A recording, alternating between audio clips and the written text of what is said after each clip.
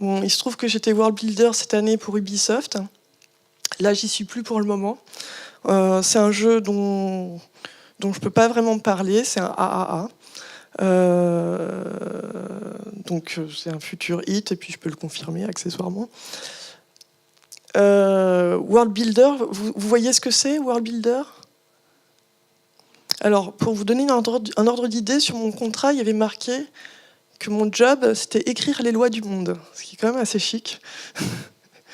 Ça va vite de se prendre pour Dieu, hein, je vous préviens tout de suite, sauf que c'est tout le contraire. Le World Builder, c'est pas quelqu'un qui crée l'univers, puisque c'est le directeur ou la directrice créative qui le fait. Non, le World Builder est au service de l'univers plus que personne. C'est quelqu'un qui doit montrer une humilité sans limite, et une diplomatie aussi qui va avec. Parce que déjà, voilà, il y a un créateur d'univers, donc il ne s'agit pas de marcher sur ces plates-bandes. Et par ailleurs, en fait, tout le monde à l'heure actuelle veut faire du world building. Donc, si on veut rester en entier, on a intérêt à être diplomate. Donc, en tant que world builder, on doit assurer la cohérence de l'univers imaginaire sur lequel on travaille. Il y a plein de stratégies différentes pour le faire. Et on écrit ce qu'on appelle les world logics, les logiques de monde. Les logiques de monde, elles s'appuient sur plusieurs couches qui se superposent de fabrication de ce monde. Alors pour fabriquer un monde dans un système qu'on appelle top-bottom, on part de la base géographique. Je vais vous donner un exemple, on va faire ça plutôt. Pour qu'il y ait des montagnes, il faut qu'il y ait une activité tellurique. D'accord ? Ce qui fait que, par exemple, c'est pour ça que sur la Lune, il n'y a pas de montagne. C'est une planète qui n'est pas vivante. Moi, en tant que world builder, je vais faire des choix dès ce moment-là, de me dire, ok, je suis dans un endroit, il y a une activité tellurique, oui, non. Oui, il y en a, ok, j'ai des montagnes et j'ai aussi des creux, et j'ai des rifts, et j'ai plein de choses. Mais ma géographie, qui commence à s'édifier, en fonction de la géographie, il y a une faune et il y a une flore qui peuvent s'installer, qui est vraiment liée à cette première phase de géographie.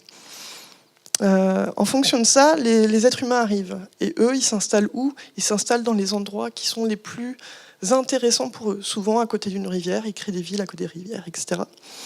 À côté de mines, mettons, enfin pas à côté, mais pas très loin de mines. C'est ça les world logic. C'est placer les choses au bon endroit de manière rationnelle, réaliste. Ça demande d'être un peu un gentilhomme en termes de culture, ou une gentille femme du coup, je ne sais pas comment on dit ça. C'est pour ça que ces études d'histoire médiévale et le fait d'avoir beaucoup voyagé, en fait, ça m'emmenait directement vers ce métier. Il faut que je lise beaucoup pour être world builder. Je lis des atlas, comme je lis des essais d'anthropologie. Et puis j'écoute. J'écoute, enfin, comme tous les auteurs, quoi, je vis.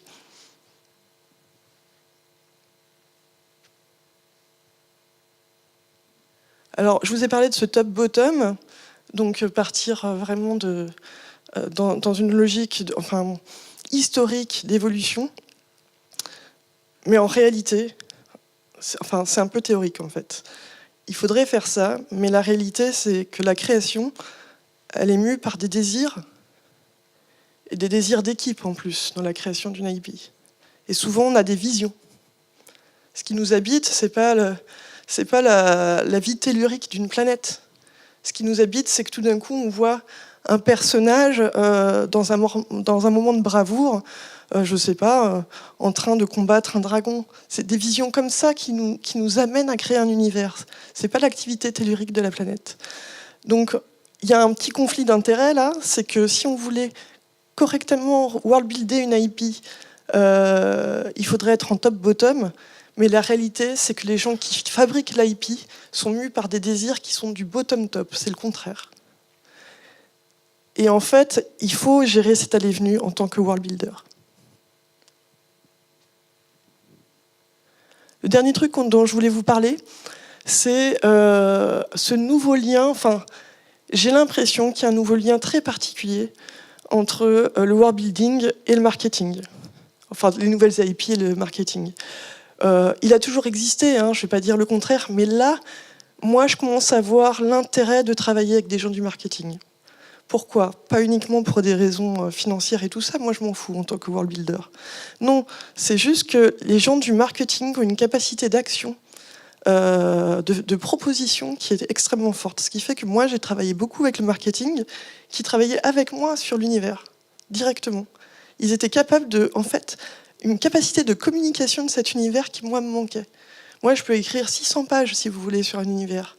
Par contre, dire en 3 bullet points, bah, cet univers, c'est ça, et le communiquer à l'équipe, je suis un peu moins compétente. Je suis pas trop mal, mais je suis pas trop complètement compétente non plus.